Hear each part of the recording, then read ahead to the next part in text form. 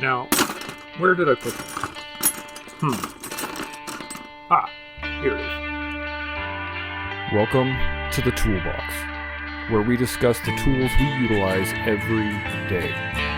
Yours to use or toss. It's up to you. But I hope you enjoy. Welcome back to Season 2, Episode 1. We have the indomitable Jody Mitic with us, and I cannot wait to get this started. And of course, I'm going to get my phone's going to start buzzing, so I'm going to turn that off right away. And we're going to get into this immediately. So for those that don't know, who's Jody Mitic and what is your military background? Oh, you're asking me? Yeah. Okay, so Jody Mitic joined the Canadian Armed Forces in 1994, retired in 2014, had a lot of fun in between. Ended up going to the 1st Battalion of the Royal Canadian Regiment and spent the majority of my career there, and ended up as a sniper team leader during Roto 306. Op Medusa is how most people recognize it. Mm-hmm. Unfortunately, found a Taliban landmine the hard way. And so now I rock and roll on prosthetic feet and try to advocate the best I can for brothers and sisters. Just so you know, despite my background picture, I'm actually sitting in the wife's car in the driveway because it's the quietest spot in the house right now. Smart. I like it. Yeah. Other people may have seen me on the Amazing Race Canada show. And then I ran for a spot in Ottawa City Council and won. And I didn't quit, sorry. I retired from that to deal with my mental health and a few other things, with all kinds of plans to go back. So, I do plan to get back into politics. And I have a book called Unflinching, The Making of a Canadian Sniper. And I have another book called Everyday Heroes, which is about, I forget now, this is bad, but I think it's 25 stories from World War II to now. Yeah. From different Canadian veterans. And it's one of the things I'm most proud of. And I'm a father of 2 girls and, a happy resident of Ottawa, a spouse to Lana Gilmore, Sergeant of the Canadian Armed Forces Medical Corps, retired, and Wu-Tang fan. And here I am on your show. Which is, again, thank you. We've been fighting some scheduling issues and me being unable to make a timing for a little while, but I do appreciate your patience on getting out here. So what you've been advocating for years for veterans, and other than that, what are you doing like right now? Are you still just working on yourself, or are you working with another group of people, or?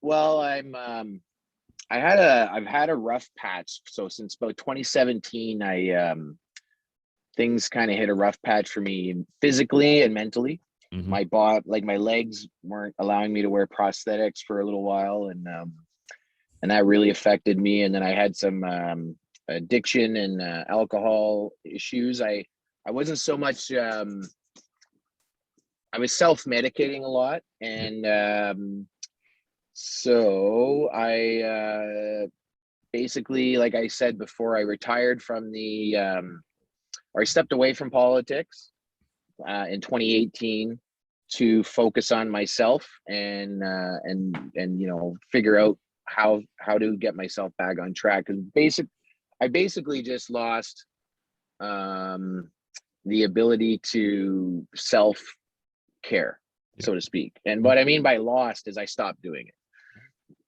Pardon me. And I was having a long talk with someone the other day, and I was saying, I was trying to figure out, the moment where it went off the rails, because I've never been diagnosed with PTSD, although I've had a lot of the indicators. I suffer more from chronic depression and things and anxiety that came from the 2017 timeframe, where, because I got wounded in 2007, and right up to 2017, I just kept moving forward. And if you look back at my history, I was always doing something, whether I ran a half marathon and I did the TV show, bodybuilding, things like that.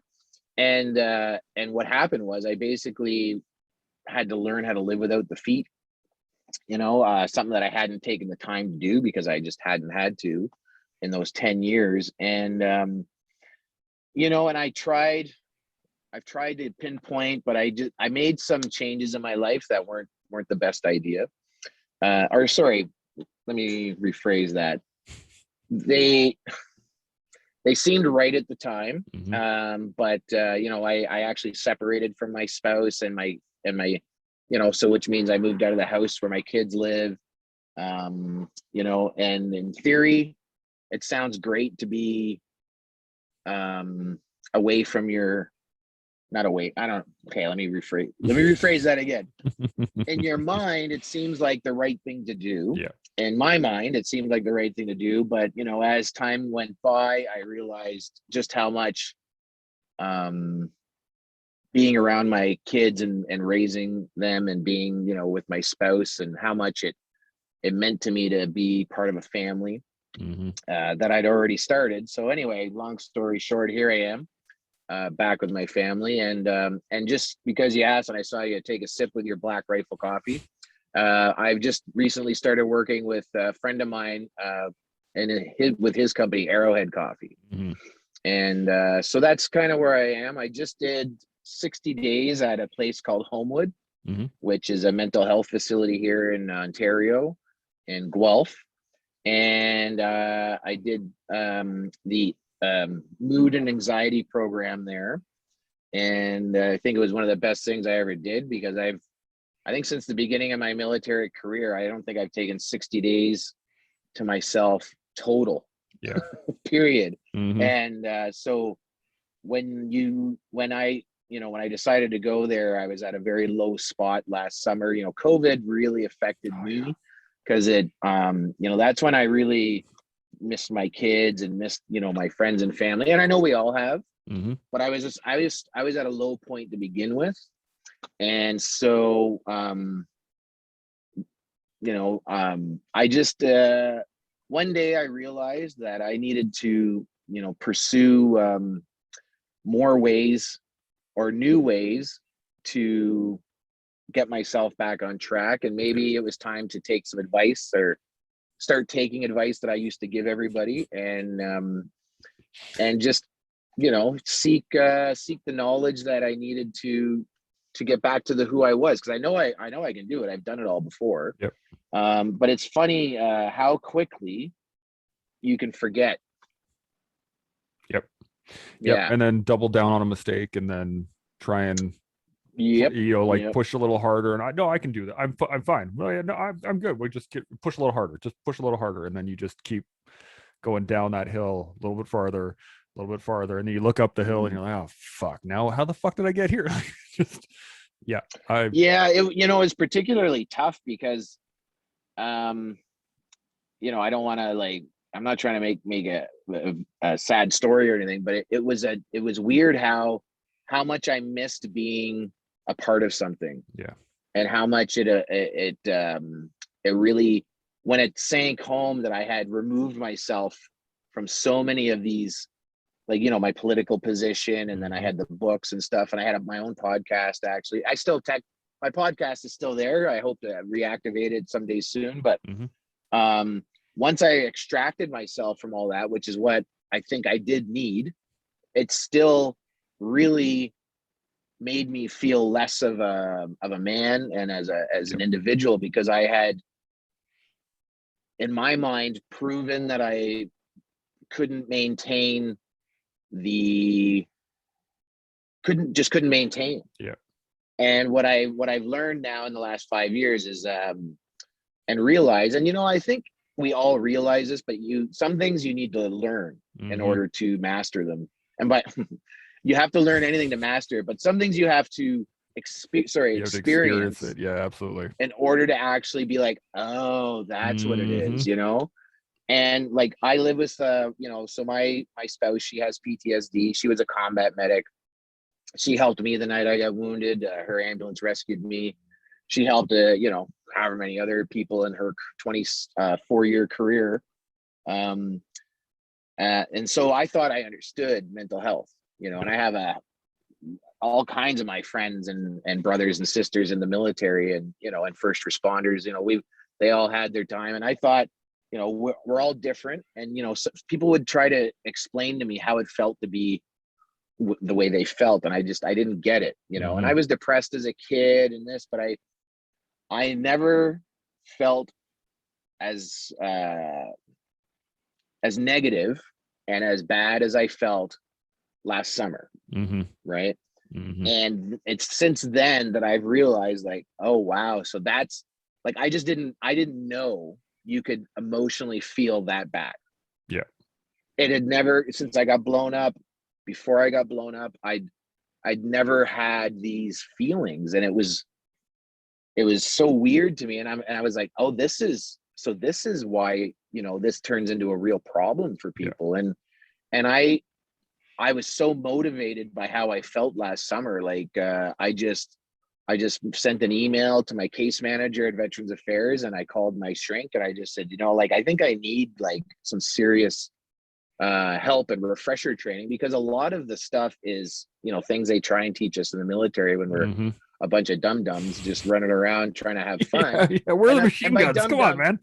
Yeah, I'm not trying to belittle our how smart we are in the infantry. What I'm trying to say is, like, we absorb it, but and we apply it, but we don't really get what it's for until we need it. Yep. And so since joining at 17, at 40, 41, 3 tours, getting wounded, all kinds of adventures in uniform, it finally was, how many years? So 4 years after I retired is when it really caught up with me on the mental side, Yeah. So yeah. I've been I just actually had this conversation with my wife the other day about, I've been sitting around thinking to myself, I have more potential to give. Like, I still want to serve. And I've been out for 8 years now. So I've been out as long as I was in. And I still feel like I have more to give. And I do the walk, and I do this podcast, and I try to give back, but I don't actually have a job, right? Like, I don't have a physical job that I would go to. And growing up, I was growing up in the country, it was, if you weren't working, you were a piece of shit, right? That was it. If you're out on the ranch and you're not actually, if you're not doing anything, that's a choice, because there's always something to do, right? That's just the way it is. And growing up, you would watch all the people that I looked up to, they would just work. Didn't matter if you were sick, didn't matter if you were hurt, it would just work, right? Cows got to get fed. You got to get to your job. My stepdad was a postie, like, every day, didn't matter. I watched him wake up at 4 once, so sick he could barely stand, go over to the toilet, throw up, get his uniform on, and then head out the door. And I'm just like, well, okay. Like, that, to me, that was work. And it took a long time to realize that, you have to take a step back from that, right? Take a step back from the image that you're projecting and go, what am I actually doing?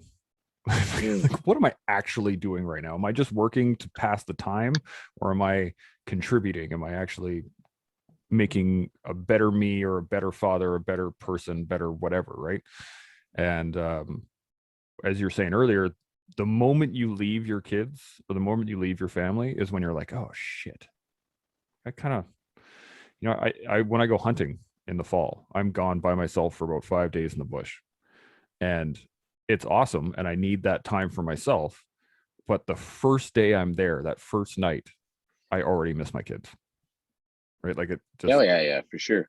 And the that type of realization to go, like, I could leave the house to my hunting spot and be pissed off and aggravated and frustrated that my son's not doing his homework, or this guy was screaming, or that guy was running down the hall fighting with each other, whatever. But that first night, still, I'm going to miss him, right? And it's a tough lesson to learn.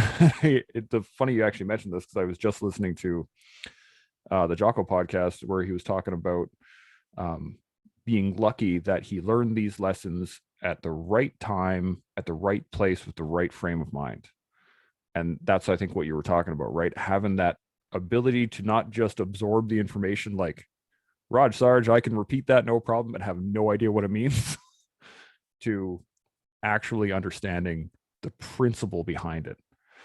And when I was an instructor, the big thing that I loved was the aha moments, is what I called them. And you could see it on Right. a recruit's face, right? When you're teaching them, machine gun theory, and you can see it all of a sudden click, and they're like, oh, that. But when it comes to mental health, when it comes to working on yourself, you have to experience some shitty points in your life to really put those things together. You have to be in the right frame of mind to actually understand them. Yeah, I think so. I mean, I see some mental health counselors and stuff, and I don't, I imagine, like, I wonder what their problems were, like, or if they have any, or if that's why they became counselors in the first place. But it's, it's either you learn by doing, or maybe by being around enough people. Like, I just think it's, what I realized is, if it's possible to feel as negative as I did, and worse,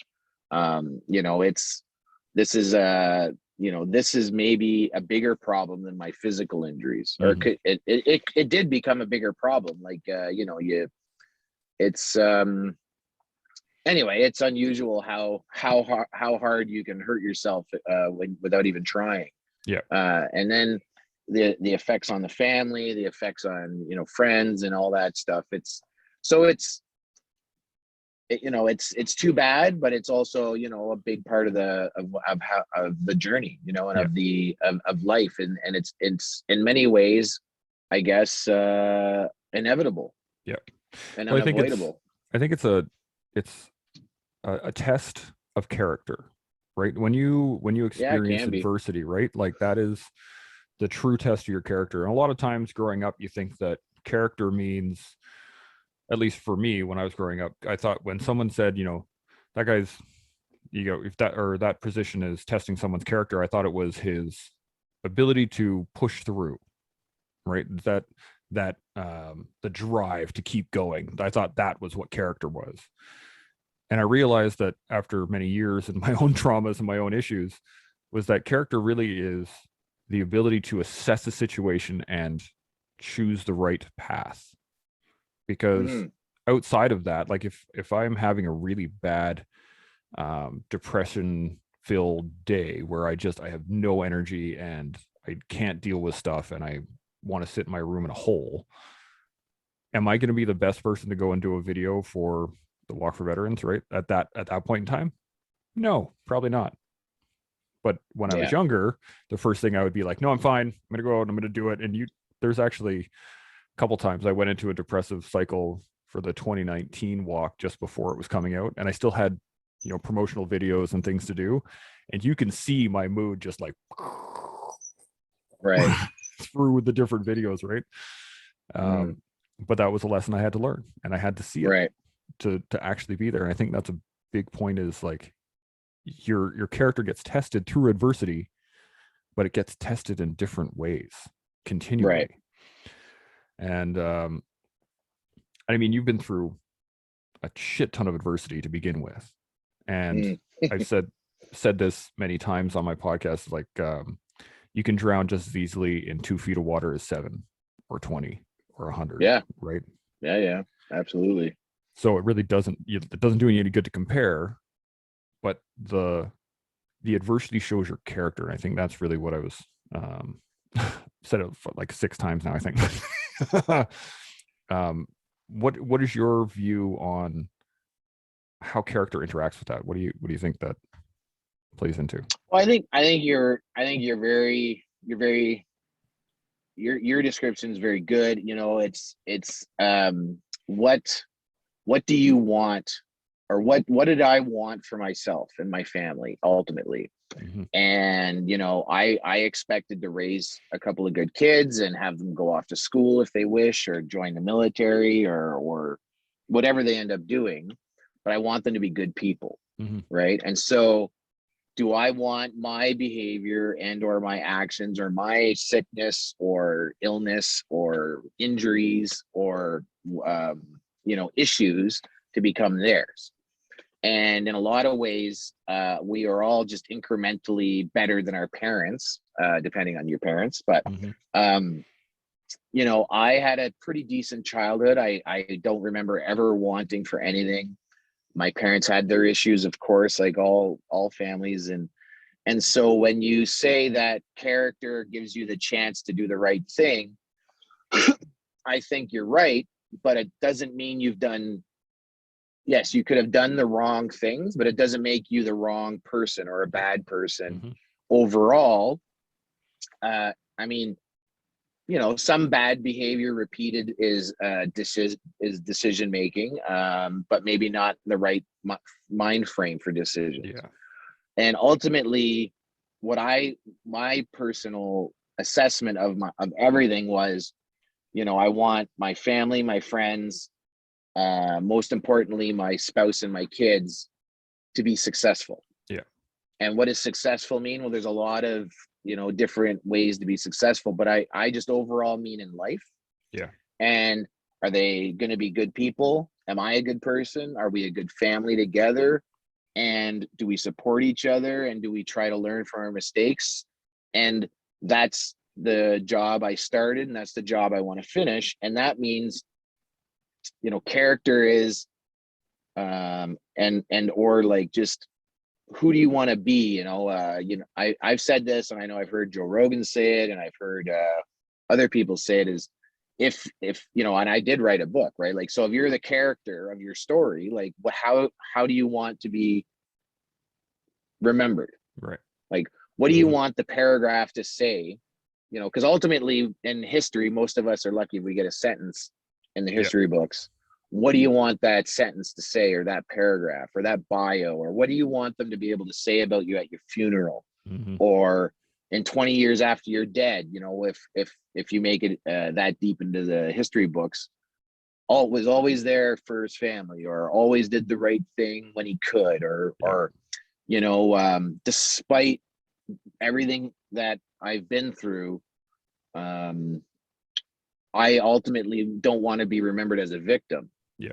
And so, you know, I just made some choices, and I, you know, by reaching out and by deciding, like, if I know it's a bad idea to do X, or to think X, or to pursue X, because it'll always equal a negative equation, well, that's, you know, like, that's your cue to start changing things and realizing that who you are is the decisions and the actions that you take going forward. And also, it's a conscious decision.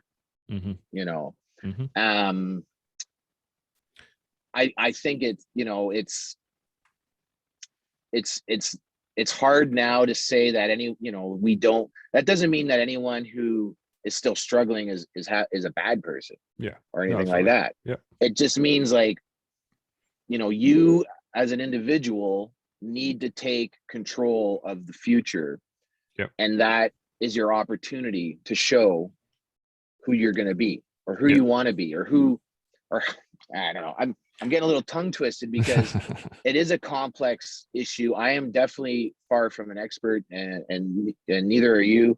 And so, you know, we don't have all the answers, and we don't have all the situations or anything like that, but we have a collective experience, you know, and we're starting to share that more and more.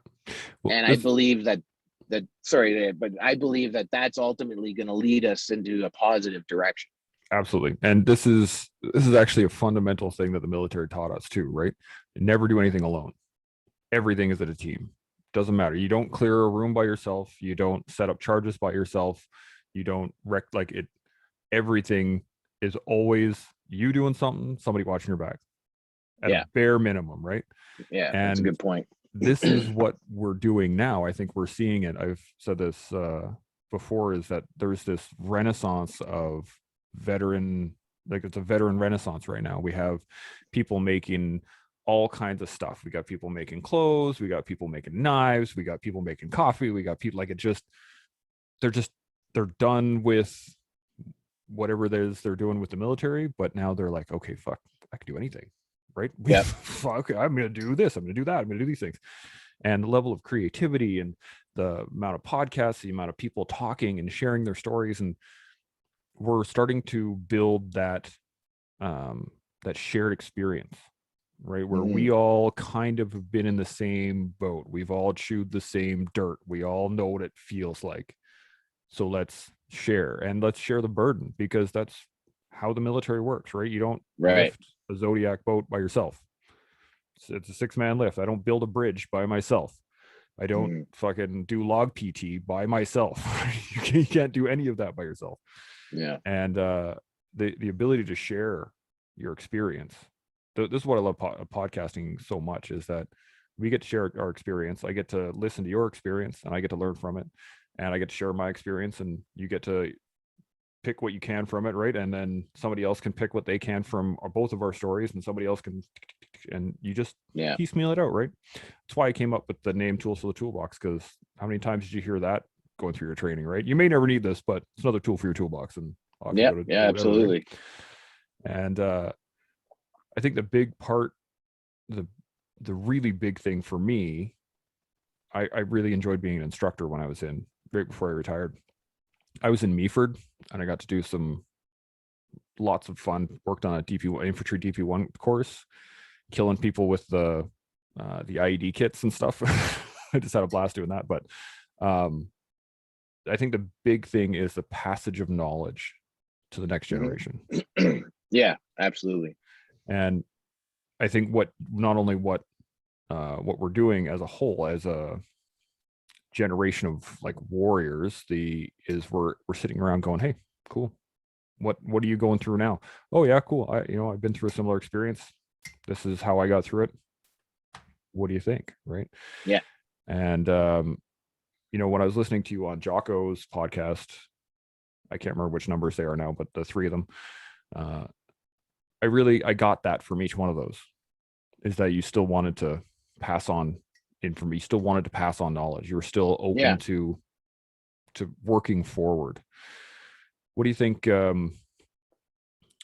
we can do to keep that up as like a community, as a veteran community? What do you think we really need to strive for to keep that moving forward? What do we need to do? I was talking about this the other day. I think we need to, as a collective, realize where we actually sit in Canadian society. Never mind, American society is pretty, militarily is pretty cool. They support their veterans, all that jazz, and it's amazing down in the States. And it's not the same in Canada. And we used to kind of, look at that as if, like that's a bad thing, or how much better they have it in the States, so to speak. And maybe around the world, other NATO countries and stuff, all have veterans programs and things like that. But in Canada, I believe that, we actually occupy special status, so to speak. We are a privileged group of individuals within the Canadian psyche. And we are, we're all ranges of Canadian. We're from coast to coast to coast. We're every color. We're every sex, every gender. However many you want to put out there. It's in the Canadian Armed Forces. Yep. And I think that makes us, the Canadian Armed Forces is a unique organization, and then the collective family of the veterans after is another branch of the same family tree. But veterans are, I think we get lost sometimes in like how personal it can feel, if you get denied something from Veterans Affairs, or you hear something, and often it's just a correction of paperwork, or it's it's a little bit more explanation, and you feel, and I felt it too, you feel like you're being questioned, or you're being suppressed or something, and that's fine in a way, but the overall picture of we're more popular than firefighters. Yeah. We are always given, if at the front of the line, we're always allowed to, we have license plates, we have building legions, we have a whole branch of the Canadian government dedicated to our care. Nobody else can claim that in Canadian society. Sorry, I mean, there's a few people, but you know, and yes, we've definitely earned it the hard way, but we earned it. Yep. And we sought it, by the way. You know, the Canadian military has never been more than, you know, it was only non-volunteer for a short period of time during, you know, a few crises. And you know, and so we're not victims of not knowing what we're getting into. Yeah. We were never forced into doing something we didn't want to for the crown.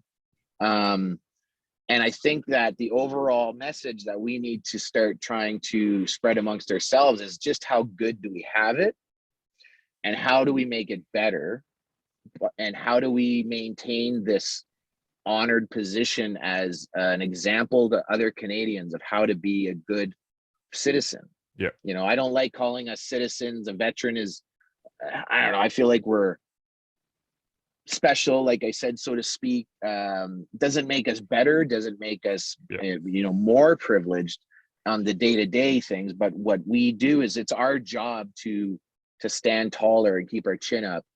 And you know, we as veterans, we need to be the ones that everybody points at and says, you know, no matter what, no matter how bad it gets or how great it gets, we've always got our veterans showing us how to you know, how to be Canadian. Yeah.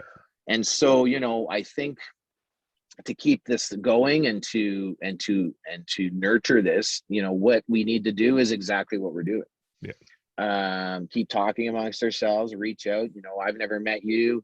Doesn't matter. We do each other's podcast. We support each other. We don't like each other at some point, you know, hey, no big deal. But, you know, as long as the message is good, as long as the objectives are good, and as long as the spirit of everything is well, I think we are on a renaissance is a great way to put it. You know, we're evolving. We are changing. You know, when I joined in '94, there was a couple of guys doing metal mounting and woodwork, you know, but you didn't really hear much about the veteran entrepreneur. Yeah. And now it's everywhere. And it seems like, you know, like you said, we are now is the time, and I think we're seizing it. Yeah. But I do worry that we don't realize or take enough time to just sit back and realize how we got here and how kind of good we have it. You know, I don't know about you, but I have my pension, I have my medical pension, the pension for life, as they've started calling it. Still not as financially good as things used to be under the old veteran system, as far as money in your pocket, but I will always have that income till the day I die. Yep. And there's some really good programs too out there right now, like that weren't available before. There's work, there's support programs. I think, didn't you mention the Warrior Adventures? I think. Yeah, Warrior Adventure Canada and Warrior, and they're just one of of many, but they're there.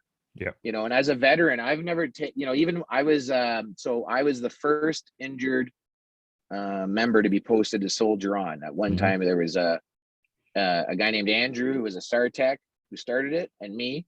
And then a civilian that knew how to do all like the fancy paperwork. And that was Soldier On. And you know, it's grown into all these other things, but it's there, and it's there to be taken advantage of. And I actually never like have taken a claim or anything like that against any of these things. And I'm looking back, and because my spouse is a veteran as well, we're going, well, let's start participating. Like, let's start getting out there. Let's start doing the Warrior Adventures. Like, you know, it's some work to get involved in this, but that's what we want. We want to be involved. And then also why wouldn't we? Yeah. You know, and you pointed something out, like, you're not alone. And if you feel alone, or, you know, the best place to go is back to people who will understand you best. Yep. And that will always be your brothers and sisters that are either in uniform or out of uniform now. Yeah. Well, you know, that's why I got started with Canadian Walker Veterans to begin with. I was sitting around waiting for this Paragon tier 1 dude to come down from the hill and be like, all right, boys, this is where we're going, and we're going to sort all this shit out, and we're going to fix everything. And then I was like, wait a second, that guy, that person never exists. That that's not going to happen, right? I can't wait Well, for even if it did, that doesn't stop you from doing what you want to do. exactly. Right. And so that's where it kind of clicked in my head. I was like, well, since nobody's doing anything right now, I may as well get involved. And then I can change. Like, you can't change anything unless you're involved, right? And that's Right. same thing with politics, right? I don't like politics, but at the same time, I can't do anything about it unless I'm involved in it. So Yeah, that's a big reason why I ran for city council. It's great to be on a panel. It's great to be part of a focus group and all this, but ultimately the policymakers leave out everyone who's not involved, so to speak, and there's only so many spots at the table. Mm-hmm. And the more of us that get involved in politics, the more we have a voice. Absolutely. And influence. Yep. And the biggest thing is influence, and and the word power comes to mind. Yep. And as veterans, we have a lot of influence and power, and Yep. we need to use it for the right things. Yeah. Our status gives us a lot of clout, right? Like it does, yeah. And you can stand up and say, I'm a veteran and this is what I believe, and people will be like, oh wow, okay, well, this brings up a good point, just on the fact that you're a veteran, not whether you have any knowledge on the actual topic that you're talking about or not. Like, it gives a lot of clout. And I've said this a couple of times where we have, I don't know, maybe 1 million veterans and active service members within Canada across the elements, right? Like, there's not a lot of us to begin with. Yeah. And there's 37 million people in the country. I don't know, but we're a very, very small group that has, you're right, yeah, like a really high status in the Canadian culture. And well, sorry, go. I was just going to say, like, we're shrinking. Yeah. And that's something else that I meant to say that a few minutes ago, but that's the other thing, is if we don't maintain that, that position of the moral high ground, if we don't, stay the example, we could easily lose our spot, because we are a shrinking demographic in this country. And also, the parents of the World War, sorry, not the parents, the kids of the World War I and Korea soldiers, who were the baby boomers, they're getting older and retiring as well. And they used to be probably one of the things that, the politicians never wanted to upset the kids of the baby of the veterans. Yeah. You know what I mean? How like, you get what I'm, yeah. Absolutely. So now, we are in a, we're in a position where our numbers are shrinking as veterans, but we're also growing in visibility too, though. Yeah. So I'm just saying, we need to be careful that, we don't lose our spot. And by we, I mean, I don't know. I don't know how to do it. I just think that, it's something that we need to nurture. I think you're right. I think this is how we apply being a warrior after war, right? Like, you can't, there are people out there. I had this chat with buddy Adam about, there are people out there that are going to be dangerous people till they're 80, right? Like, think like Tim Kennedy and like Jocko, and like there are people that are going to be straight up dangerous. I mean, you're one of the type of people you don't piss off outside of your zip code or inside your zip code, because it doesn't matter. But you know what I mean, right? Like, there are those types of people, and then there are those type of people that never want to there are types of vets that don't ever want to touch a gun again. There are types of vets that just want to, hang out in the bush and never talk to people ever again, right? But we still can apply all the skills we have. We can still apply the knowledge that we gained by setting that example, right? You want to live out in the country by yourself? Cool, right? Go do that. Show the world that that's possible. If you want to start working pottery, cool. Give her, right? Yeah. But you have to maintain that level of professionalism. You still have to maintain a level of decorum, I guess is not a great word for it, but that just the want to be better. Well, I mean, I don't want to put a burden on anybody listening. I was, holy fuck, I'm doing this all wrong. But what I think we're getting at here is, just remember what you represent. Yep. especially if people know your background, if as a veteran and a former member, retired member, you just remember what people are seeing when they look at you, when they talk to you, and what they are expecting, and what, that doesn't mean that you have to kiss anyone's ass. It doesn't mean that you have to go out of your way to make sure people like veterans, or anything, but just use that as maybe a bit of a motivator to just try a little harder. And I'm not saying you're not trying. I'm not saying people aren't trying. I'm saying, what I do is I try to remember that, this might be the 10th person that's talked to me today, but it's the first time they're talking to me. Sorry, might be the 10th person I've talked to today, but it's to them, it's the first time they're going to talk to me, and maybe the only time. And so, do I want them to go away saying, "Well, that guy's a dick, and he's mean, and he just talks about war, or like how I've never been there," like how that stereotypical movie veteran, like, you don't know what it's like. I've been places. I've bled in the mud for your freedom, right? And the Deuce Bigelow or whatever, or no, not Deuce Bigelow. Help me out. Oh man, the dude, like the Big Lebowski. Remember? Right, that guy. Did you see that one? Yeah, that a long time ago. Holy cow! The John Goodman guy. Yeah. He's With like, my friends, the shooting glasses. Yeah, and you don't want to be that guy either. But it's so. You try and just you use that as as energy and as motivation, and but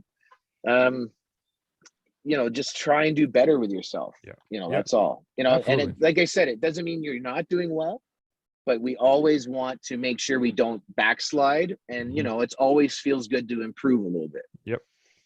I just put out another one of my addendum podcasts where I just go on a rant, it's like a little video blog thing, but I was saying that, if you're doing good right now, that's great. Like, well done. Keep going. You're doing great. Just push a little bit, just push the boundary a little bit farther. Just every time, as soon as you get comfortable, push a little farther. You get comfortable. Okay. Push a little farther, just because who doesn't want to be better, right? But it's easy to say things like this too. That's the one thing I mean, if you and I had tried to have this conversation 12 months ago, never would happen. I was so down, man. Like last spring, I don't even recognize how I was able to feel that way. And so that's the other thing. We have to recognize when each other maybe isn't feeling up to it, and not put that person down or make them feel like they're less, you can't always be hard. You can't always be, I don't know if you know that guy, David Goggins, who's out there, right? We can't all be Jocko. Even Joe Rogan, which I'm sure a lot of the listeners listen to, and there's a million podcasts out there, where, we can't all be those guys all the time. I never thought I'd be, like I said, the way I was last summer. And I think it's okay to recognize that. It's good to listen to experiences like mine and yours and others, and keep that as a reminder that we all go through it. Absolutely. Some of us don't, but we all go through something. And you know what, if we can all get to the other, if I can get to the other side, if you can get to the other side, if other people we know, it just gives hope, and it gives an objective and a hope and objective and a goal to others that are behind us in certain experiences. When I did my my BMO course out in Meaford, one of the things that the one random statement the instructor had made that kind of clicked in my head that worked for that was, when you're climbing and you get to the top of a hill, top of a mountain, top of a rope, wherever you are, you get up to the top, and then you turn around, you put your hand back for the next person coming up, right? And you just put your hand there. If they take it, cool. If they don't, cool. You carry on with the rest of the patrol, right? But the hand is there, that's a good right? point. And that's all it is. Just here you go, man. Okay. And no judgment, no nothing. Here's the hand. And that's, like you said, with 12 months ago, when I started this podcast, I had no concept of where I was going to go with it, other than the fact that I thought it would help. And it has helped me more than I think anybody else out there, because I get to continually rehash all the tools that I need to use. I have to go through all those things over again, and I have to talk about them with other people, and I have to be open and honest on where I'm literally sitting in my basement talking to my computer right now.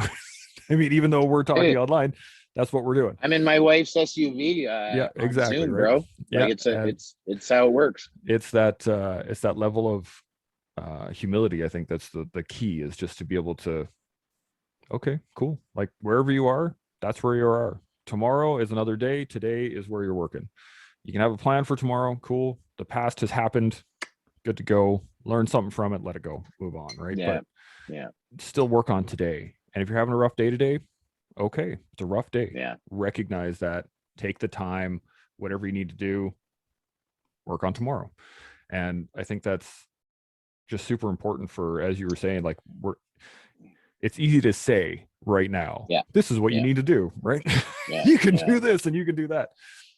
But the really important thing is just to be able to recognize where you are in this moment at this day, and then figure it out from there.